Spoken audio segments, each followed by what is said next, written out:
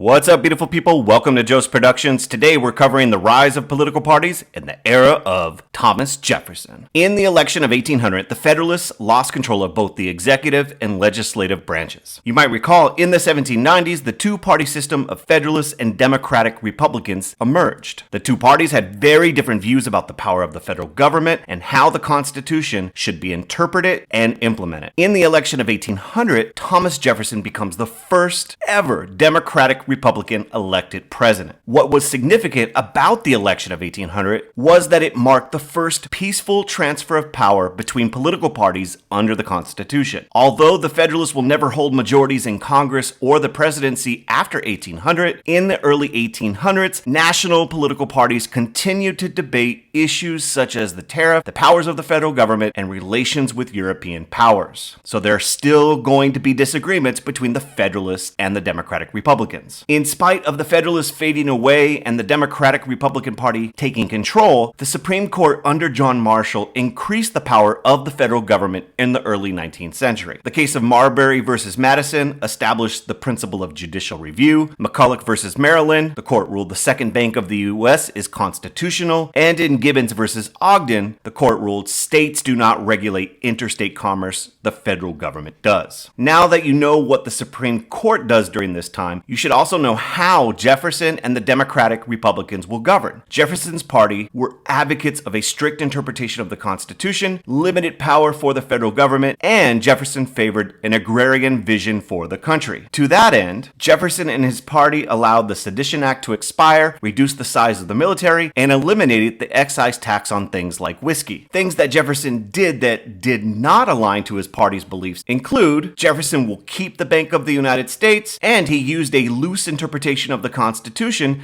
to make the Louisiana Purchase. Jefferson will use Federalist principles to buy the Louisiana Territory. Jefferson had his reasons for abandoning his constitutional principles when making the Louisiana Purchase. One was all that land would allow him to fulfill the goal of an agrarian society by making abundant land available to future generations. Because you know, Jefferson's all about we are farmers. Bum, bum, bum, bum, bum, bum. And by getting that land from France, the U.S. could prevent a potentially hostile country from being right on its doorstep. And by buying this land, farmers in the West would get access to the Mississippi River. Some background to the purchase. Jefferson sent James Monroe to Paris to try to buy New Orleans from France, just that territory you see in the blue. And very quickly, Napoleon offered to sell all of the Louisiana Territory for $15 million.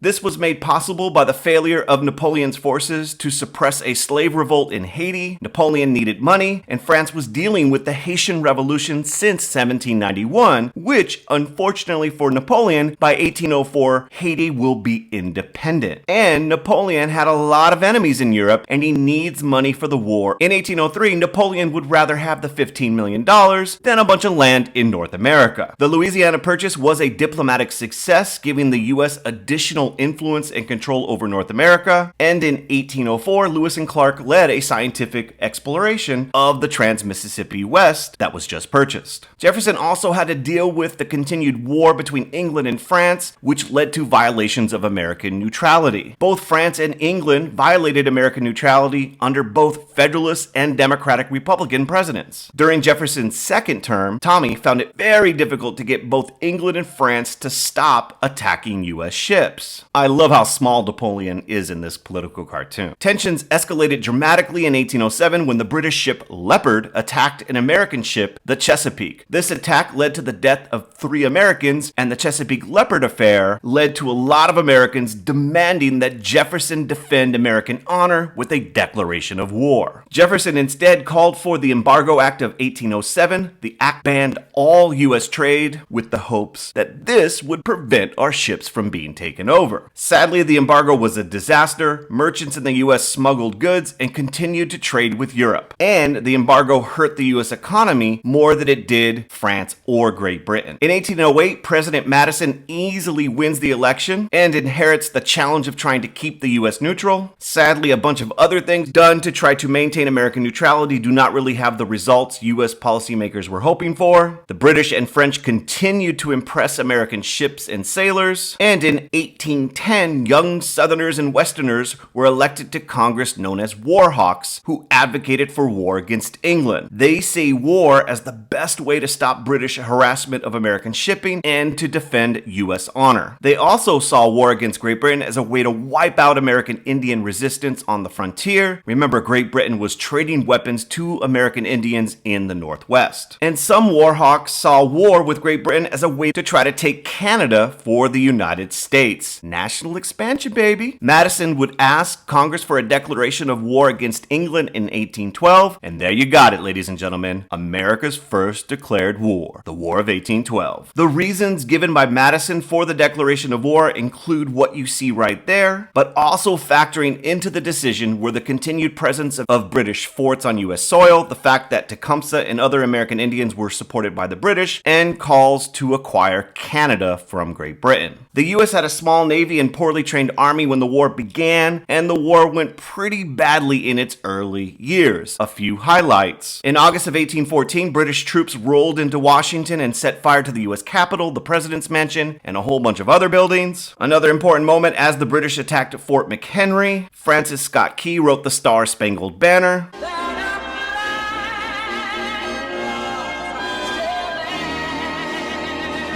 You know, because the flag was still there. Eventually, the war would come to an end with the Treaty of Ghent in 1814. Neither country won militarily, but Great Britain had better things to do than fight their former children again. Before news of the end of the war reached the battlefield, the U.S. military under Andrew Jackson won the Battle of New Orleans. Following the War of 1812, Andrew Jackson emerged as a war hero. I wonder if we'll ever hear about this guy in the near future. And finally, during the War of 1812, radical New England Federalists met at the Hartford Convention and considered possibly leaving the Union. Bad move, dude. Following the war, there will be a surge of nationalism. Don't forget, we owe allegiance to no crown. And with the death of the Federalist Party after the Hartford Convention, the country will enter what is known as the Era of Good Feelings, in which there will be only one political party, the Democratic Republican Party. In my next video, I'm going to take a look at the American system and Henry Clay, and I will talk about some of the disagreements that occurred amongst Democratic Republicans